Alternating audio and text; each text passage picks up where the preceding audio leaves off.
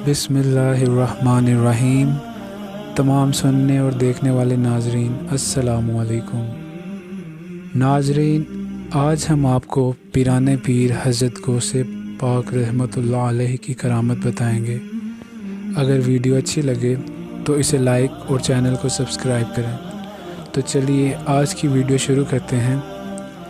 एक दफ़ा एक शख्स हज़रत गौस पाक रहमतुल्लाह अलैहि की खिदमत में हाज़िर हुआ और अर्ज़ करने लगा, हजूर, एक लड़का लेने के लिए बारगाह में हाज़िर हुआ हूँ, आप दुआ करें मेरे घर बेटा पैदा हो।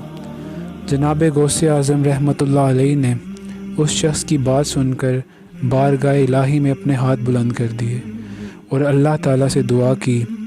जनाब गौसे आज़म रहमतुल्लाह अलैहि ने उस शख्स से फ़रमाया कि मैंने अल्लाह ताला से दुआ की है कि अल्लाह ताला तुम्हें वो चीज़ अता फ़रमाए कि जिसका तू तलबगार है।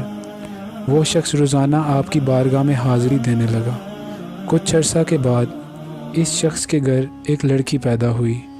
वो शख्स अपनी बेटी को लेकर गौस पाक रहमतुल्लाह अलैहि की खिदमत में हाज़िर हुआ और गौस पाक रहमतुल्लाह अलैहि से फ़रमाने लगा कि हजूर, मैंने तो लड़का मांगा था मगर ये तो लड़की है।